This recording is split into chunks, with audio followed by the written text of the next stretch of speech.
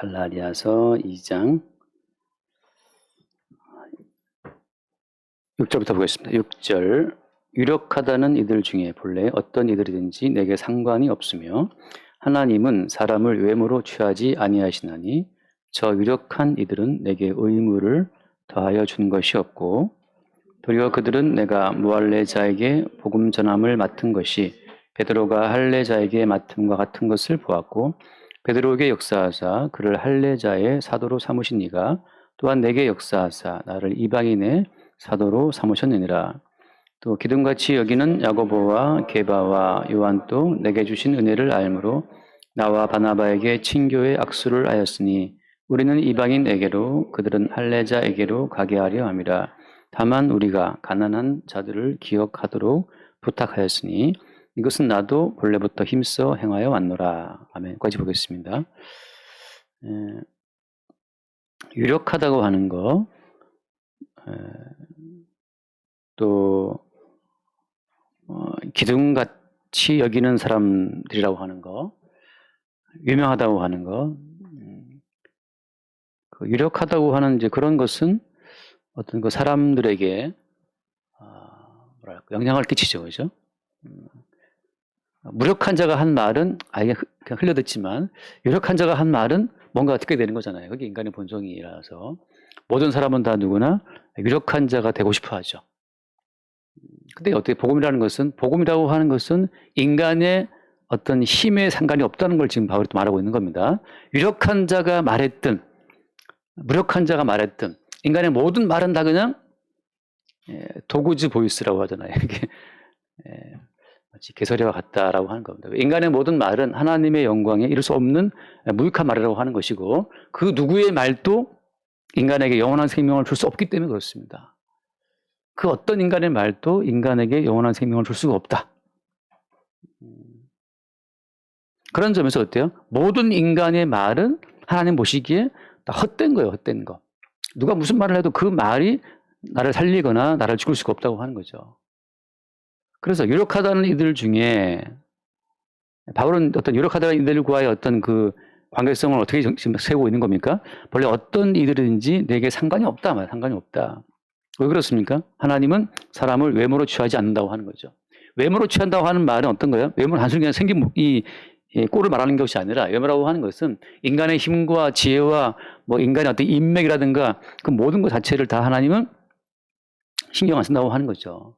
사람들은 표를 많이 받아오면 대통령도 할 수 있지만 하나님 보시기에는 대통령도 오늘 밤 주님이 거듭하시면 죽는 거죠. 그런 점에서 진리를 아는 자의 어떤 마음이라고 하는 것은 어떤 인간의 인맥이라든지 어떤 인간의 뭐 힘이라든지 그런 것과 아무 상관없다고 하는 거예요. 그리고 뭘 알고 있는 겁니까? 유력한 인간의 힘과 권세가 누구를 살리거나 죽이는 것이 아니고 주님만이 그 사람을 살리거나 또 죽일 수 있다는 것을 알고 있다고 하는 거죠. 대통령이 우리를 죽일 수 있습니까? 빌라도가 예수께 말씀하시기를 예수야 너 유대인의 왕 맞냐? 내가 너를 놔줄 수도 있고 죽일 수도 있어. 라고 할 때 주님하신 답변이 뭐였어요? 위에서 주시지 않으면 너 아무것도 아니야. 바꿔 말하면 무슨 말입니까? 빌라도가 충돌이 된 것도 어때요? 하나님이 그 시기에 그 즈음에 그 장소에 충돌이 되게 했다는 것을 말씀하고 있는 거죠. 그러니까 까볼 자가 사실 아무도 없어요. 모든 것을 주님이 허락하신 거기 때문에 그렇죠. 그래서 빌라도가 자신 있게 말했지만 어때요? 결국은 빌라도의 사면권을 행사하겠다, 너를 놔주겠다 내가 할 때 백성들이 반대하잖아요. 백성들이 예수 필요 없어 우리는 바라바를 놔달라 할 때 결국 총독 빌라도는 백성들의 말에 무릎을 꿇고 바라바를 사면해 주잖아요. 그러니까 사람이 권세가 있다고 할 수 있는 것이 아무것도 없어요.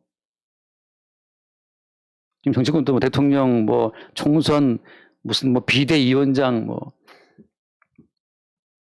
그런 것이 사람들끼리에는 어떤 유력하다, 인맥이 무엇이 있다. 그래서 외모로 취하는 건데 뭐 영남권이다, 호남권이다. 그런 모든 것들이 주님 보시기에 어때요? 아무 상관이 없다라고 하는 거. 바울처럼 본래 어떤 이들인지 내게 상관이 없다라고 하는 이 어떤 초연한 마음이 이게 진리를 아는 자의 마음이라고 하는 거죠. 원래 어때요? 원래 본래 우리 모든 인간들은 하나님 보시기에 그냥 저주 가운데 있는 겁니다. 잠시 저주가 유보되어 있는 거예요. 우린 집행유예. 모든 사람이 죄를 범했기 때문에 다 죽는 건데, 죄의 삭은 사망이기 때문에 우리 모두는 다 항상 사망 선고를 받고 살아가는 자라고 하는 거죠. 아침에 나올 때 영하 15도라고 딱 뜨더라고요. 영하 15도. 좀 춥네, 이제. 이제 비로소 겨울 다가진 거잖아요. 근데 어때, 인간은? 사실 영하 15도가 아니고 영하 55도가 되고 영하 100도가 돼요. 다 얼어 죽어도 사실은 마땅한 존재가 인간이라는 그 자리에 자기를 두고 있어야만 눈에 보이는 어떤 외적인 사람과의 어떤 그 상관성 속에서 우리가 힘을 얻거나 낙심할 필요가 없다고 하는 거죠. 사람은 우리를 살리고 죽일 수 있는 권세 있는 분의 눈치는 보지 않고 눈에 보이는 사람 눈치를 본다고 하는 건데, 지금 바로 무슨 말하고 있는 겁니까? 그 유력하다는 인간들도 나한테는 상관이 없다. 우리를 살리고 죽일 수 있는 모든 권세가 사람에게 있지 않기 때문에 나오는 거죠. 본래 우리의 자리는, 그래서 어디라고 하는 겁니까? 본래 우리의 자리라고 하는 것은, 잠깐 말씀 하나 봅시다. 거기, 그 뒤에 넘겨서 갈라디아서 3장, 그 3장 7절 말씀을 잠깐 보면, 갈라디아서 3장 7절에 그런즉 믿음으로 말미암은 자들은 아브라함의 자손인 줄 알저다, 그렇게 말씀하거든요. 자, 지금 이 같은 맥락의 말씀이기 때문에 무슨 말인가 하면, 사람들은 유력하다고 말을 할 때, 유력하다고 하는 그 말이 세상 가운데 있을 때에는 거기에 어떤 권력일 수도 있겠지만, 돈일 수도 있겠지만, 교회 속에 들어오는 순간, 종교의 세계에 들어오는 순간 어떤 종교적인 어떤 수행을 해냄으로 말미암아 또 자기의 힘을 삼다고 하는 거죠.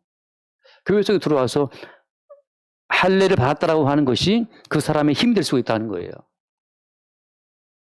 바로 그 사실을 두고 말하고 있는 겁니다. 자, 여기 그 뒤에 말씀, 그 다시 2장 6절 말씀에, 오늘 본문에 갈라디아서 2장 6절 말씀 보면, 유력하다는 자들 중에 본래 어떤 이들인지 내게 아무 상관이 없는데 하나님은 사람의 영으로 취하지 않는다 하시고 뭐라고 되어 있습니까? 유력한 이들은 내게 의무를 더한 것이 없다라고 하잖아요. 유력한 이들은 내게 더한 것이 없다라고 할 때, 그 의무라고 하는 말이 지금 작게 되어 있죠. 그죠? 의무를.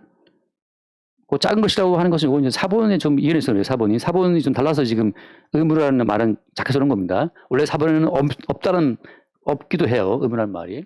다시 말해서 사도 바울이 복음을 증거할 때는 유력한 사도들로부터 어떤 메시지의 정보를 받은 것도 아니고, 또 유력한 사도들의 어떤 그 가르침과 말에 부담을 느껴서 저 사람 말대로 해야 되겠구나라고 따라간 것도 아니라고 하는 거죠. 무슨 말이냐 하면, 사도 이 바울이 지금 말하고 있는 것은 그리스도 예수 안에서 외적으로 취해진 어떤 것들도 그 사람의 힘이나 그 사람의 마일리지가 될 수 없다는 사실을 말하고 있는 겁니다. 할례라고 하는 것이 본래 우리에게 어떤 우리의 그 자존심을 세울 수 있는 그 어떤 요소가 아니라는 거죠. 그러니까 교회 속에 들어왔을 때는 우리의 존재를 입증할 만한 어떤 것도 다 바울은 다 부셔버리는 거예요. 할례 받았어? 나 할례 받은 사람이야. 나 세례교인이야. 나 십자가에 대해 예수를 내가 알고 있어. 그러니까 사람들이 취한 그 모든 조건들, 이 정도면 괜찮겠지라고 하는 그것을 다 허물어뜨리는, 그걸 십자가의 복음이라고 하는 거죠. 여러분, 돈이 좀 있습니까? 돈이 좀 있으면 좀 마음이 좀 이렇게 후련하죠, 겨울에. 난방비도 없어. 카드값도 간당간당해. 그럼 마음이 불안하잖아요. 사도가 지금 말하고 있는 것은 뭐냐 하면, 우리가 가지고 있는, 나는 세례교인이야, 나 든든하지, 나 십자가 예수를 믿어, 나 구원 받겠지, 나 돈도 지금 은행에 뭐 몇십억 있어, 나 지금 뭐 튼튼해, 마음이. 자, 돈이든 재산이든 종교적인 어떤 행위든 간에 뭐든지 간에 우리의 존재를 안정적으로 유지시켜주고 있는 그 모든 것을 바울은 굳이 그걸 깨뜨리는 거예요. 그걸 다 깨뜨려서 기어이 어때요? 기어이 우리를 맨 바닥에 우리를 떨어뜨리는 겁니다. 나 베드로 알아. 베드로가 나한테 이러이러한 교훈을 줬어. 나 야고보도 알아. 야고보가 나한테 이런 말을 해주었어. 요즘으로 치면 나 뭐 몇십만 명 모이는 교회 목사님하고 나 개인적인 친분이 있는데, 그 목사님 나한테 이런 말 해줬다. 어떤 교인 집에 신방 갔더니만 그 다른 목사님 줘줬던 그 붓글씨를 딱 붙여놨어요. 그래서 이게 뭐냐 했더니 담임 목사님 써주신 글씨라는 거지. 유력한 담임 목사님의 글을 걸어놓고 요한을 삼는 거죠. 나 이 정도 사랑받는 사람이야. 딱 보니까 잘 못 썼어, 글씨. 나보다 못 썼는데 아무튼 그게 그려놨어요. 내가 썼을까 싶은데 나는 무력한 자기 때문에 필요 없고 그 유력한 분에서 글이 가치가 있는 거잖아요. 뭐 대도 무문 그러면 가치가 있죠. 김영삼 대통령 쓴 글이니까. 내가 써준 글을 뭐 넌 뭔데? 그 필요 없어요. 사도 바울은 굳이 그 액자를 끄집어내서 그걸 바닥에 엉덩이 쳐서 깨버린다 이 말이죠. 이게 도대체 나한테 무슨 의미가 있냐 말이죠. 무슨 의미가 있냐.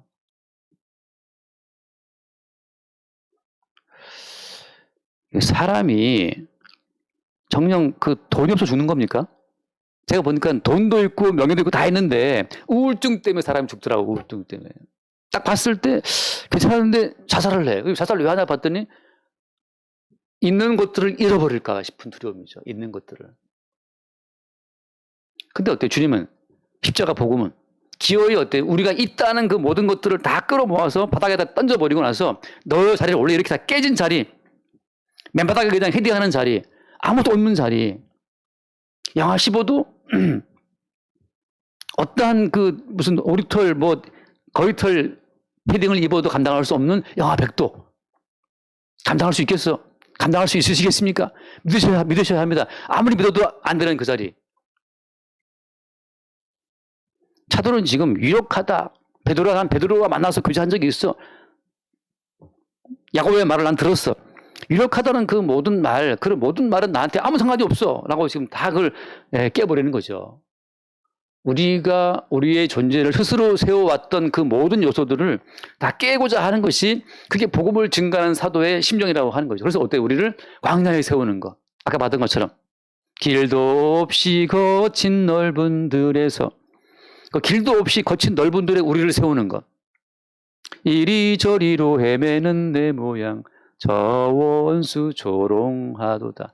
원수들이 조롱하고 사람들이 야, 너 예수 믿더니 꼴 좋다. 예수 믿는 것이 너한테 무슨 의미가 있냐. 이들끼리 네가 바닥을 치고 있는데 라고 하는 그 바닥의 자리. 원수의 조롱과 타인들의 조롱과 심지어 어때요? 본인도 본인을 봤을 때 너무 한심해. 내가 나를 견딜 수가 없어. 한심해서. 그 자리에다가 주님이 우리를 세운다고 하는 거죠. 원래 어때요? 그 자리가 원래 네가 있어야 될 본래의 자리야라는 것을 우리에게 말씀하고 있는 겁니다. 그게 제가 늘 말씀드리는 십자가의 사건이에요. 십자가의 사건.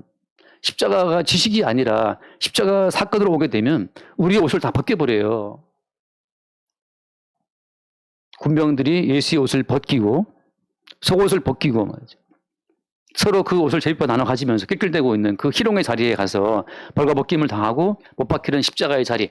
모든 것을 다 빼앗기고 믿었던 베드로마저 예수님, 내가 당신을 위해서 목숨 바치겠습니다. 그 충성 맹세를 남발했던 베드로마저 자기를 모른다고 부인했던 공적인 자리에서 말이죠. 공적인 자리에서 아무튼 그 여러 사람 앞에서 부인했던 그 상태.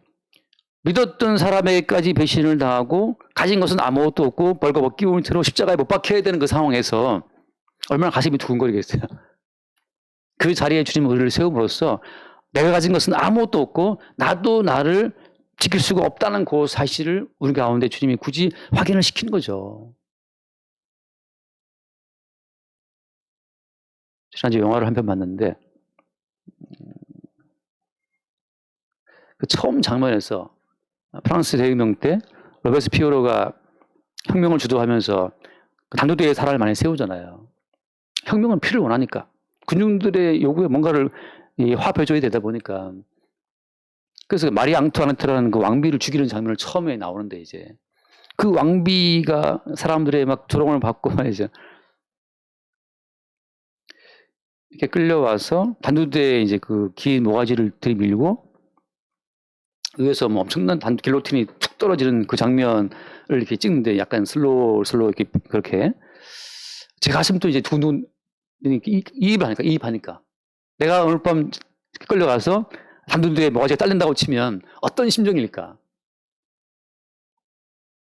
길로틴의 그 칼날이 내 목을 딱 칠 때 물론 잠깐 아야 할까? 뭐 아따가 할까? 뭐 그래서 거의 느낄 수 없이 날아가겠죠, 모가지가. 근데 그런 자리, 엊그제까지 왕비였는데 오늘은 백성들의 원수가 되어서 모든 걸 다 뺏기고 마지막에 모가지까지 이제 잘려야 되는 그 상황까지 가는 그 상황. 예, 사실은 그런 자리가 어때요? 그런 자리가 우리 인간들이 처해야 될 마땅한 자리라는 사실을 성경은 계속 그걸 말해주고 있는 거예요. 어떤 걸 대비해서? 십자가에 못 박히신 예수 그리스도를 표준 삼아서 십자가에 죽임당하신 예수로서가 기준이에요. 그 십자가의 예수를 그리스도는 놓고 우리를 봐야 되는데 자꾸 우리는 어때요? 부활하신 예수 그리스도, 위엄에 앉아 계신 뭐 영광스러운 보좌지 그 영광스러운 예수를 딱 표준 삼아 놓고 나를 바라보니까 내가 너무 불쌍한 거지. 토닥토닥 나를 불쌍하다고. 여러분 지금 예배당 나왔잖아요. 예배당 나올 정도의 차비는 있죠. 차비는 있고 예배당 나올 정도의 시간도 있고 나올 정도의 또 방한복도 있고 말이죠. 정말 괴롭다면 이렇게 나오지도 못해요. 혼자 어디 박혀 있겠지. 우울증에 걸려가지고 소파에 들어누워서 뭐 일어나겠지. 근데 여러분 생각합시다. 성경에서 말해주고 있는 왜 십자가의 보험이라는 말을 하는 거예요. 사도 바울이 왜 가는 곳마다 나는 예수 그리스도와 그가 못 박히신 것 외에는 나 모르겠다. 그 말 왜 하는 겁니까? 나는 모르겠어. 나는 내가 알고 있는 것은 예수님이 십자가에 못 박히신 것 그밖에 모른다는 그 말은 모든 인간 자체를 십자가에 못 박히신 예수님 앞에 세운다는 거예요. 어떤 점에서 너희들의 본래의 위치가 본래의 자리가 십자가에 못 박힌 예수 그리스도의 자리라는 사실을 우리가 알게 하는 거죠. 그래서 사도 바울은 지금 오늘 말하는 것이 유력하다는 것 거기에 왜 신경을 써?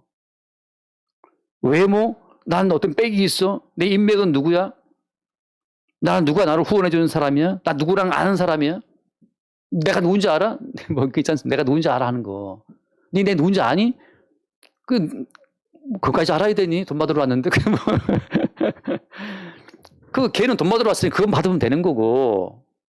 사도 바울은 뭘 말하고 있는 겁니까? 너 유력하냐? 네 인맥이 뭐 좋냐? 내가 그까지 알아야 되니? 내가 아는 것이 십자가 못 박힌 예수밖에 없는데 넌 죽어 마땅한 자야. 하고 십자가를 들이대고 돌아다니는 사도 바울이. 가는 곳마다 십자가 들이대고 네 죽었나 안 죽었나 물어보니까 이게 사람들이 바울이 껄끄럽겠어요? 아니면 좋겠어요? 껄끄럽지. 볼 때마다 네 누군지 아니 하는데 뭐 난 몰라. 난 돈 받으러 왔는데 알아야 되니 하는 것처럼 난 십자가에 못 박히신 예수님밖에 난 모르는데 네 누군지 알아야 되니? 근데 유력하니? 외모 괜찮니?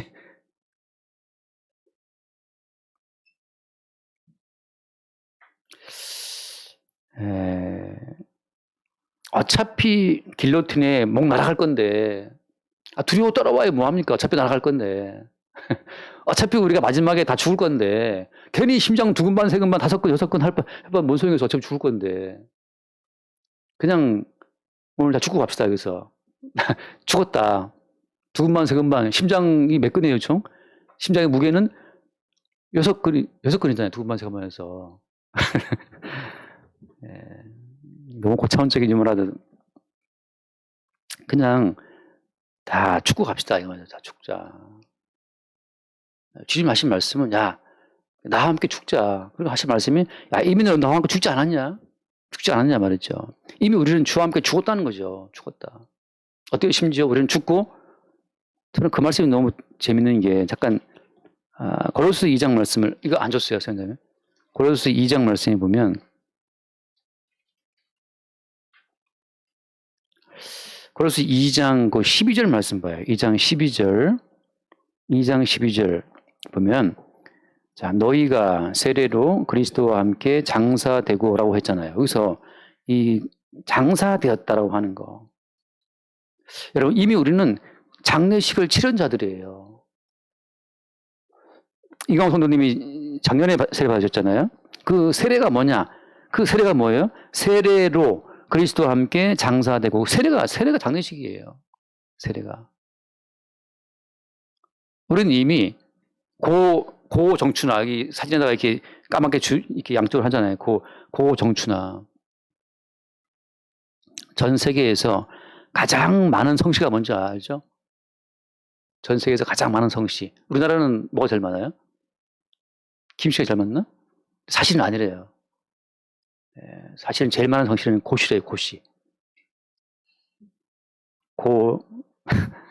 고 누구누구 해서 사람은 이미 지금 현존하는 인류는 많아야 70억이지만 그 앞에 고자를 붙이면 지나간 모든 인류가 다 고예요. 고 아브라함, 고 모세, 제 아버님 정땡땡. 그런 것처럼 모든 성도는 이미 세례를 받음으로 그리스도와 함께 장사되었다는 말처럼 이미 다 장례를 치른 자들이 성도인 거죠. 그러니까 우리는 다 지금 죽은 자로 왔다 갔다 하는 거예요. 유령처럼. 고 정춘화, 고 함지영. 우리는 다 죽은 자라고 하는 거. 이것을 누가 확인시켜 주는 겁니까? 십자가의 복음만이 우리에게 이걸 확인시키는 거예요. 너희들은 이미 죽었어. 너희들은 이미 죽었는데 무슨 누가 유명하다, 누가 뭐 대단한 인맥이 있다. 거기에 왜 휘둘리냐 말이죠. 거기에 왜 휘둘리냐. 거기에 휘둘리는 순간 어때요? 우리는 십자가 보면서 이탈돼요. 유력한 자들의 말에 귀를 기울이게 되고 유력한 자들의 조언에 따라서 춤을 추게 됩니다. 유튜브에 올라와 있는 수많은 정보를 보세요. 돈 버는 방법, 마음 다스리는 방법, 또 인맥 다스리, 사람, 아무튼 유튜브에 나오는 그 모든 방법은 살아보자는 자들이 나오는 아이들이에요. 살아보자는 자들이 다 떠벌리는 말들이 유튜브에 나오는 모든 정보의 바다라는 거죠. 목요일날 지나가는데 우체국 모통에 딱 만났는데 딱 어떤 분이 많이 보던 분이야. 아, 유명한 유튜버더라고.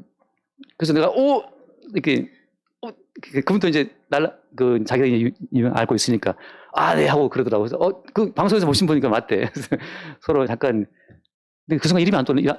누군 이름이 안 떠올라갖고 내가 이러고 말았는데 서로 이제 그분 아마 해화초등학교 물어보더라고요. 해화초기 여기 위에 있다. 아마 여기 무슨 강연하러 간 것 같아. 해화초기 강연하러 온 것 같은데 그 유명하다는 그 유튜브를 보고 내가 순간 반갑더라고. 또 여기 보다가 실제를 보니까. 근데 그분이 뭘 말하냐. 그분은 이 지능을, 이 두뇌를 가장 개발하는 방법에 대해서 많이 올리는 분이에요. 이 머리 쓰는 거에 대해서 계속 올리는 분이 있어. 아무튼 말도 무척 빠르고. 자기는 이거에서 아무튼 이 두뇌를 총 활용하는 방법을 말하는 사람인데 두뇌를 총 활용해도 결국은 다 죽는 거죠. 그 앞에 고가 붙겠지 좀 있으면. 모든 정보가 살아있으니까 살아보자라고 하는 것으로 유통되고 있지만 오직 성경에서 말하는 십자가의 복음만은 니들은 이미 다 죽었어. 살아있다는 것은 환상이야. 허상이야.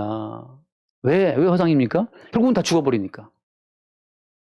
TV 드라마가, 영화가 2시간 반짜리 나온다 하더라도 결국은 파워 버튼 누르면 꺼지는 것처럼 인간이 10년, 20년, 80년 산다 하더라도 파워 버튼 누르면 꺼지는 것처럼 모든 인간은 다 살았다 싶은데 죽은 거예요. 그 살았다는 환상 때문에 우리가 걱정하고 근심하고 두려워하고 막 괴로워하는 거예요. 여러분 인생은 환상인데 너무나 생생한 3D 환상이기 때문에 아픔을 느끼고 통증을 느껴요. 제가 어제도 여기 교회에서 말씀 준비하면서 도대체 나도 알고 있지 머리로는 인생은 환상인데 왜 이렇게 인생이 괴롭냐 말이죠. 인생이 허상이라는 걸 알겠는데 허상치고 너무 아프지 않냐? 너무 괴롭지 않냐? 이게 제 이제 불만인 거죠. 그래서 주님 왜 이렇게 인생이 괴롭습니까? 하고 썼어요. 노트에다가 여기다가 썼어. 허상인데 왜 이렇게 힘들지? 땡땡땡땡. 근데 어때요? 우리가 겪는 모든 허상은 다 어디로 연결되는 겁니까? 이게?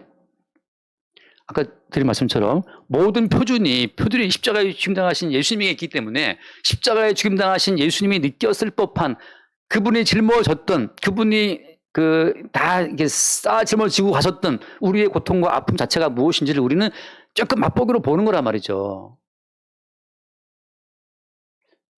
사랑의 배신을 당했다? 죽임당한 배신이 어떤 것인지를 맛보기로 보는 거고 사는 게 인생이 매우 춥다? 죽임당한 추움을 경험하는 거고 주님이 몽땅 짊어진 우리의 모든 짐의 무게를 우리는 잠시 맛보고 경험하는 차원에서 우리에게 주어지는 3D의 아픔이라고 하는 거예요. 근데 어때요? 금방 지나갑니다. 주님이 우리 인생 가운데 그러니까 형통한 날도 주시고 어때요 또? 형통할 때는 기뻐하고 공고할 때는 생각하라 하잖아요. 공고하지 않으면 우리는 십자가 안 바라봐요. 이해되시죠? 그죠? 공고하지 않으면 십자가 안 바라봅니다. 인생의 1막, 2막, 3막 가는 것처럼 지난주 수요일날 우리 막내딸 학교에서 연극제를 한다고 초청이 학교에 왔어요. 그래서 이제 보러 갔어요, 아침에. 정선 씨도 휴가 내고 이제 연연을 참가하고 내고 이제 다 같이 우르르 가서 이제 연극을 보는데, 연극이 재밌더라고. 연극을 다 너무 잘하는 거야, 애들이. 어떻게 잘하나 싶었는데 그 안내를 보니까 외부에서 연극 전문 선생님을 모시고 와서 선생님 지도를 해주는 거예요, 다. 그러니까 아주 뭐 다들 애들이 연극을 잘해요. 내가 볼 때 우리 막내딸 하는 반이 제일 잘하더라고, 볼 때. 뒤에 거 안 보고 와버렸어요. 앞에 3편 보고. 근데 너무 1편에 잘해가지고. 근데 거기 보니까 다 인생의 기승전결이 있잖아요. 처음 장면은 막 성공한 어떤 막 걸그룹의 그 막 리더가 이제 인터뷰하는 게 나와요. 어떻게 성공하게 됐느냐. 그래서 이제 그 성공하기까지의 그 모든 과정을 돌아보는 회상식으로 2막에 펼쳐지는데, 2막에서는 이제 갔다가 이제 배반당하고 뭐 이렇게 같이 오디션 보러 갔는데 얘는 떨어지고 따라간 친구가 돼버렸어요. 그래서 이제 낙심하게 되고 뭐 그런 이야기란 말이죠. 많이 들어본 얘기죠, 그죠? 그래서 2막에서는 막 그렇게 서러움 당하고 3막에서 이제 막 이빨 갈고 이제 열심히 막 하고 3막에서 성공하고 그렇게 이제 올라간단 말이죠. 인생이라는 것은 형통한 날, 공고한 날이 있는데 주님은 그 형통과 공고한 날을 반복을 시키시면서 우리에게 십자가 예수의 고통에도 참여를 시키시고 십자가 예수로 주시는 은혜에도 참여를 시키시면서 우리의 인생을 이렇게 끌고 가시는 거예요. 우리가 겪는 인생의 모든 아픔이라고 하는 것은 주님이 겪으신 아픔의 10,000분의 1, 100,000분의 1도 알 수 없지만 다만 거기에 주님 당하신 그 모든 아픔을 주께서 우리로 하여금 참여시킴으로 말미암아서 그분의 영광에 참여를 시키시는 거예요. 여러분, 전쟁에 참전을 해야 승전의 영광을 함께 누리는 거잖아요.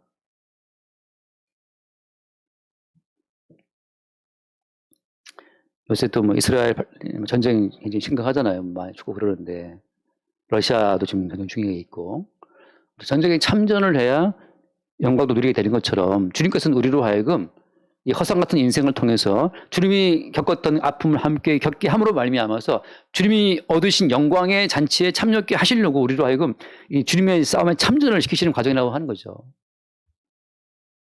인생이 괴로우냐? 힘드냐? 당연히 인생은 힘들어요. 어떤 것처럼?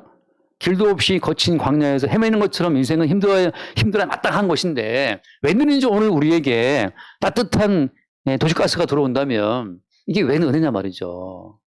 근데 우리는 거기서 어때? 걱정심하고 있어. 어떻게 하나? 뭐 어떻게 이미 난방이 들어오고 있는데 난방을 즐겨. 제가 저희 집 난방 하도 온도를 낮게 나가고 거의 이게 별로 안 돌아가는데 어제 돌아가더라고요. 돌아가는, 날씨 춥구나.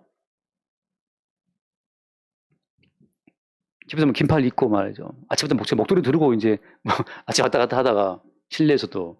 근데 보려고 돌아가. 날이 좀 춥긴 춥네.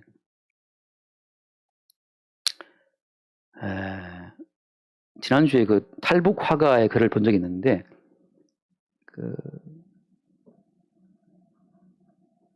탈북 화가,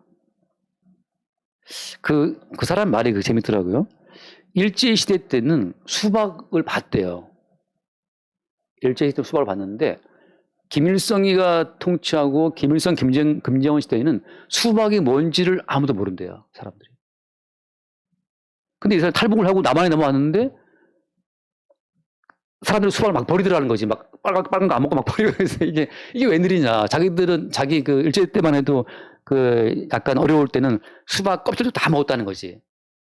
근데 아예 김일성, 김정은 때는 수박 자체를 구경 못 해갖고 그 할머니가 늘 이렇게 욕을 했대요. 김일성 나쁜 새끼다. 왜냐하면 아니 맨날 흰쌀밥에 고기를 언제 주냐 말이죠. 근데 심지어 수박이 뭔지도 몰라 애들은.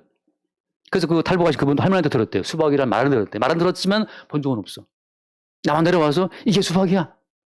너무 좋았는데 자기가 너무 놀란 것은 뭐냐. 남한 사람들이 여기를 갔다가 헬 조선 탈출해야 되고 뭐 불행하다 그러고 막 뛰내리고 그게 이제 납득이 안 간다는 거죠. 어떻게 이럴 수가 있나.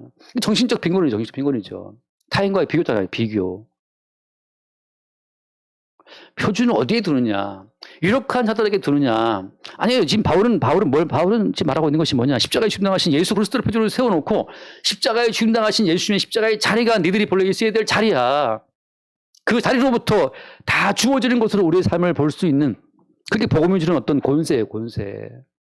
어차피 죽는 건데 어차피 십자가에 주와 함께 죽은 자이기 때문에 이미 장례를 치른 자인데 이미 장례를 치른 자가 다시 자기의 인생을 돌아보는 과정으로 우리 인생이 진행되고 있는 거예요.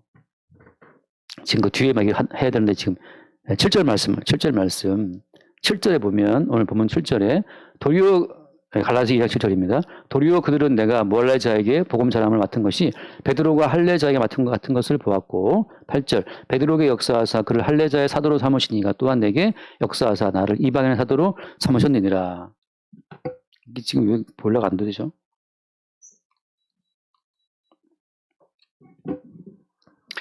야, 지금 아주 이 할례 또 무할례 이런 말을 하고 있는데 그냥 결론만 제가 말씀드릴게요. 할례 무할례 말하는 그 이유는 뭐냐 하면 잠깐 뒤에 말씀 갈라디아서 3장 말씀 볼게요.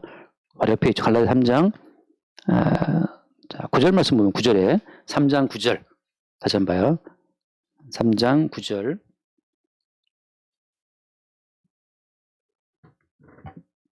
그러므로 믿음으로 말미암은 자는 믿음이 있는 아브라함과 함께 복을 받느니라.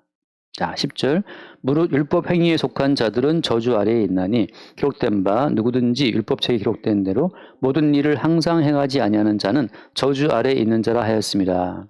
또 하나님 앞에서 아무도 율법으로 말미암아 어렵게 되지 못할 것이 분명하니 이는 의인은 믿음으로 살리라 하였습니다. 자, 여기서 보면 원래 어때요? 원래 아브라함이 믿음으로 받은 복이라고 하는 것은 그때는 어때? 그때는 율법이 있었어 없었어요? 없었죠. 다시 말해서 믿음으로 주어지는 복을 말씀하신 그 다음에 율법을 덧붙이는 일은 뭐 때문이에요? 덧붙이는 일이 뭐 때문이냐? 그것은 믿음으로 주어지는 그 은혜의 복을 말하기 위해서란 말이죠. 자, 할례와 무할례를 나누는 이유는 뭐 때문이에요? 결국은 믿음으로 주어지는 그 은혜의 복을 말하기 위해서 나누는 거예요. 바꿔 말하면 무슨 말이냐? 할례든 무할례든 의미가 있다 없다? 의미가 없다는 거죠. 그때 한번 더 말씀 봐요. 그래서 13절 말씀, 13절. 그리스도께서 우리를 위하여 저주를 받은 바 되사 율법의 저주에서 우리를 속량하셨으니 기록된 바 나무에 달린 자마다 저주 아래에 있는 자라 하였습니다. 자, 할례자든 또 할례 없는 자든 간에 상관없이 모든 인간은 어디 가운데 있어요? 다 저주 아래에 있다고 하는 그 표시를 할례자에게는 그 몸에다가 새긴 거예요. 할례자의 몸에다가 너는 저주 가운데 있다고 하는 그 표식을 육체에 새기게 한 것이 할례자라고 하는 거죠. 그래서 율법 가운데 유일하게 몸에 새겨진 율법이 그게 할례입니다. 우리가 타투 하듯이 말이죠. 하나님께서 할례를 육체에 받게 함으로 말미암아서 하나님의 저주를 받아 죽어마땅한 자가 제가 맞습니다라고 하는 그 표식을 몸에 새긴 거예요. 그래서 몸의 일부를 잘라버린 겁니다. 몸의 일부를 제거함으로 말미암아서 나는 주를 모시기에 죽은 자입니다. 이미 장래가 된 자입니다라는 사실을 말하고 있는 거죠. 예전에 어떤 유명한 뭐 장군이 상대편 그 잡아온 그 포로된 그 장군의 상투를 딱 날리잖아요. 옛날에는 이 상투가 목숨 다 목은 자를지언정 상투를 못 자른다 했잖아요. 예전에. 그래서 그래 알아서 목을 잘라야 되는데 상투를 자르고 말미암아서 넌 죽었다라는 표시한 것처럼 할례는 뭐냐? 할례는 신체 일부를 제거함으로써 이미 우리의 생명이 제거되었다는 그 표식을 말하고 있는 거예요. 그러니까 할례라는 것은 이미 죽었네라고 하는 거. 그래서 할례 신앙에 와서는 세례가 또한 그 표식이잖아요. 우리가 죽었다는 표시. 자, 할례자로 말미암아서 복음이 온 땅에 전파되는 거예요. 지금 할례 받은 사도 바울, 할례 받은 베드로를 통해서 복음이 전파되는데 그건 뭘 말하는 것이냐? 결국은 뭐예요? 사도 바울과 이미 베드로는 뭘 알고 있어요?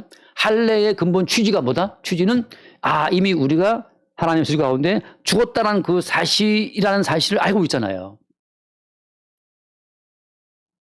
자, 빌립보서 말씀. 빌립보서 3장. 자, 3절 말씀 볼게요. 빌립보서 3장 3절.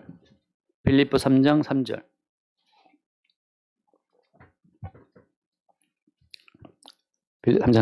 하나님의 성령으로 봉사하며 그리스도 예수로 자랑하고 육체를 신뢰하지 아니하는 우리가 뭐라고 했습니까? 곧 할례파라. 자, 육체의 할례를 안 받았지만 성령으로 봉사하고 그리스도 예수로 자랑하는 자. 그리고 어때요? 육체 가운데에서는 하나님을 기쁘시게 할 것이 아무도 없다는 사실. 여러분, 우리 육체에서는 어때요? 우리 육체에서는 조금만 잘 되면 하하호호 나오고 조금 안 되면 걱정 근심 어떻게 사나. 불평불만 나옵니다. 육체는. 육체 가운데에서는 어떠한 선함과 의로움도 없다는 사실. 그 사실을 아는 자가 누구예요? 그 사실, 그들이 할례파라고 하는 거죠. 목사님, 저는 일편단심 민들레입니다. 꼴값을 떠는 거죠. 왜? 금전으로 압박하면 자본주의 사회에서는 공포를 느낍니다. 우울증 걸린 사람 계좌에다가 돈 100, 200, 300 쏴주면 우울증 회복이 돼요. 그 누가 얘기했지 않습니까? 돈 들어오니까 우울증이 낫더라. 그런 말 유명한 말이 있어요. 자본주의 사회는 돈 있으면 하 웃다가 돈 떨어지면 각자의 걱정 민심이 먹구름이 몰려온단 말이죠. 육체 가운데 무슨 선한 것이 있어요. 무슨 육체가 일편단심입니까? 가족이 나를 배반해 보세요. 바로 우리는 분노하잖아요. 나를 좋아해주면 웃단 말이죠. 식당만 좋으면 또 눈총 보내면 기분 나빠도 별로 없잖아, 우리가. 그래서 말 한마디에 그냥 웃고 말 한마디에 우는 게 인간인데 육체 가운데 도대체 믿을 만한 것이 뭐가 있단 말이에요. 육체 가운데. 육체를 신뢰하지 않는 우리가 곧 할례파라. 누가 나를 무시해도 원래 우리의 자리는 어때요? 무시받는 자리예요. 예수님 또 침뱉음 당하고 뺨으로 주먹 맞고 그랬는데 우리가 무슨 대우받기를 바랍니까? 아직 저는 살면서 50평 살면서 아직까지 누구한테 침뱉음 맞아본 적은 없어요. 주먹 맞아본 적은 있지만 침뱉음 맞아본 적은 없다. 군대에서 맞아봤어요. 군대에서. 예.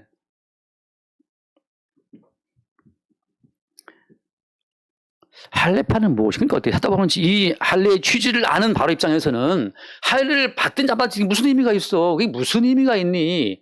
하는 뭐 유명한 그 누가처럼 그게 무슨 의미가 있어요? 할례를 받든 안 받든 똑같아요. 지금 우리가 세례를 받든 안 받든 무슨 의미가 있으며 더 웃기는 것은 어떤 사람은 십자가를 안다고도 자랑해요. 나는 십자가 보고 알아. 십자가 복음을 안 한 게 도대체 너한테 무슨 그게 의미가 있어요. 십자가의 복음은 지식이 아니고 사건인데 십자가의 사건이 몰려오게 되면 우리 옷 벗깁니다. 침뱉음 당합니다. 무시받고 멸시받아요. 조롱받아요. 마지막에 못 받고 죽는 거예요. 그게 십자가의 사건이라고요. 식당 종업원의 눈빛 하나에도 수치를 느낀단 말이죠. 그게 십자가의 사건이라고. 뭐 탕후루인가 뭔가 제가 하도 시끄러워서 한번 유튜브를 봤더니만 탕후루 만드는 법에서 한번 봤는데 탕후루를 막 설탕을 몇 번 입히는 것 같더라고요. 설탕을 입히고 뭐 얼리고 어쩌고 해서 이렇게 와그작 그 먹는데 그 ASMR이 너무 맛있겠다 싶은 생각이 들긴 들더라고요. 그거. 투명한 설탕을 이렇게 와그작 깨물어 먹을 때요. 저 맛인가 싶은 생각이 드는데 주님께서는 우리 입혀진 나 십자가의 복음 알아. 그거 주님이 와그작 깨버려요. 내 마음 평안해. 아, 나는 은혜 받았기 때문에 내 마음이 든든해. 그거 주님이 확 와그작 깨버립니다. 아, 돈 들어왔네. 나 든든하다. 와그작 깨버려요. 갑자기 돈 확 나갑니다. 도대체 우리 마음이 어디에 마음의 표준을 두고 있냐 말이죠. 주님은 우리 마음을 늘 낮추시고 깨뜨려서 어떻게 해요? 우리를 광야에. 신명기 말씀 8장 한번 읽어 마칠까요? 마칠까 모르겠다. 어쨌든 간에 지금 빨리 마칩시다.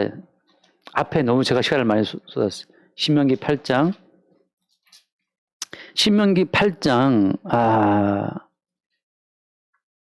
2절 말씀 봅시다. 2절 안 줬어요? 신명기 8장 2절 내 하나님 여호와께서 이 40년 동안에 네게 광야 길을 걷게 하신 것을 기억하라. 이는 너를 낮추시며 너를 시험하사 내 마음에 어떠한지 그 명령을 지키는지 지키지 않는지 알려 하십니다. 여러분 우리는 주의 모든 율법과 명령을 지킬 수 있어요 없어요? 지킬 수 없어요. 그거 어떻게 하시는 거예요? 어떻게 알 수 있어요? 광야에 넣어놓으니까 돈 떨어지고 사람 떨어지고 인맥 떨어지고 명예 떨어지고 다 떨어지고 나니까 우리 나오는 것은 불평, 불만 얼마밖에 없어요. 걱정, 근심, 탄식 뭐 세상 망했냐 한숨 푹. 어느 날 제가 좀 이렇게 인생을 쓰고 있었더니 딸 중에 하나가 뭐라더라? 나라 이런 표정이에요. 나라를 가져봤어요 일치. 근데 어쨌든 간에 나라 이런 표정이 그러니까 내가 그런 거 거울을 봤더니 좀 약간 어둡더라고요. 그래서 별거 아니야 별거 아니야. 우리가 뭐 나라를 세워봤습니까? 뭐 잃어봤습니까? 우리가 뭐 왕건입니까? 뭐 요새 고려거란정 나오는데 주께서 우리를 낮추신다고 할 때 낮추신다. 이 낮추심이 어때요? 십자가의 사건이 매일 우리에게 벌어지고 있는 거예요. 그리고 형통합니까?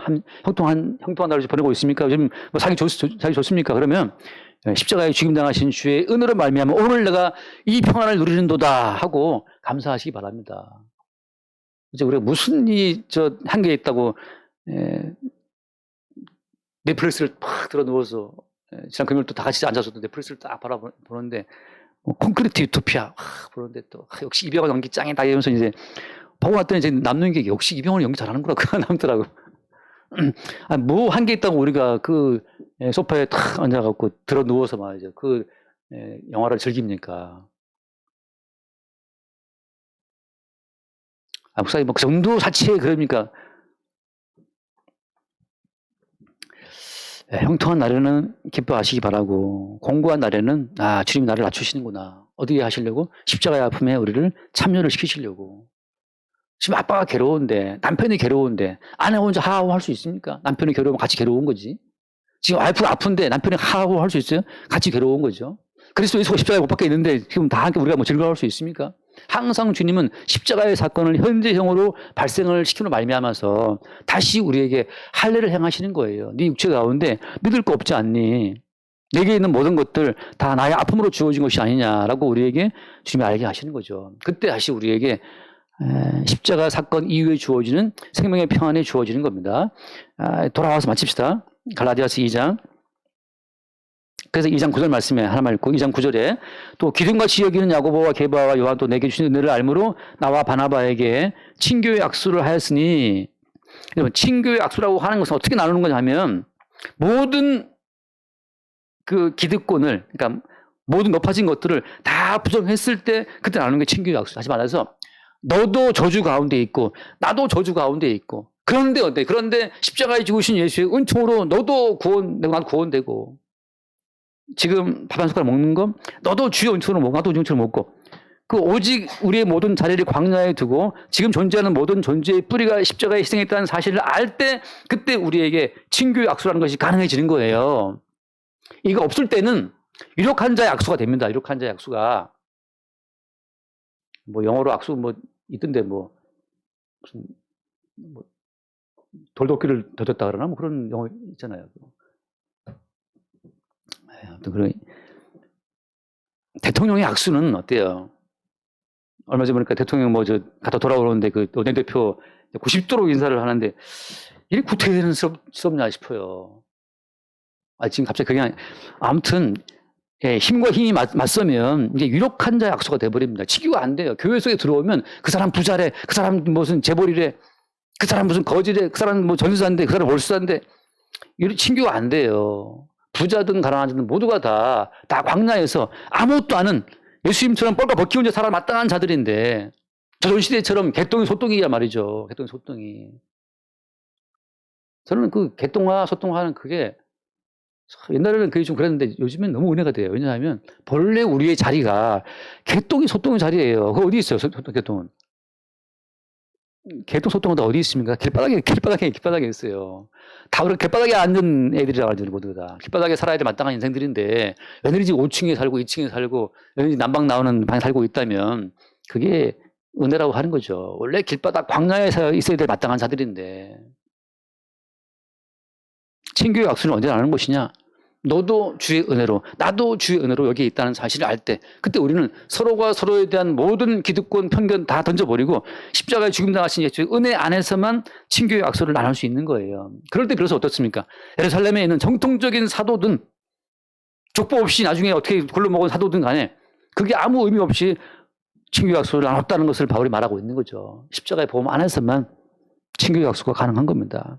우리 모두가 이렇게 우리의 존재의 자리를 십자가의 자리에 둘 수 있기를 바라고, 그 십자가 자리에 두고 있을 때 비로소 우리는 주와 함께 다시 살아서 주께서 살게 하시는, 수박을 먹고 설빙에 가서 이 추운 겨울에 얼음물을 먹을 수 있는 빙수를 먹는 말이죠. 그것이 다 부활하신 주님의 영광에 참여하는 과정이에요. 오늘 따뜻한 예배당 이것도 어떻습니까? 부활하신 주의 영광에 참여해서 지금 어떤 영광스러운 복을 누리고 있는 거죠. 그렇게 우리 모든 삶의 자리를 십자가에 두고 만사를 볼 수 있게 되길 바랍니다. 기도하겠습니다. 하나님 아버지, 사도 바울이 유력하든 유명하든 아무 상관없이 십자가에 죽임당하신 예수 그리스도의 안목으로 다시금 모든 관계를 재정립하고 다시금 모든 삶의 자리를 리셋하는 것처럼 우리도 우리의 모든 삶의 자리를 십자가의 자리에 기반을 두고 정립할 수 있도록 우리를 축복하여 주옵소서. 십자가에 죽임당하신 주의 아픔에 참여함으로 또한 그와 함께 영광을 누리는 복된 여정으로 우리를 새롭게 이끌어 주옵소서. 우리 주 예수님을 기도드립니다. 아멘.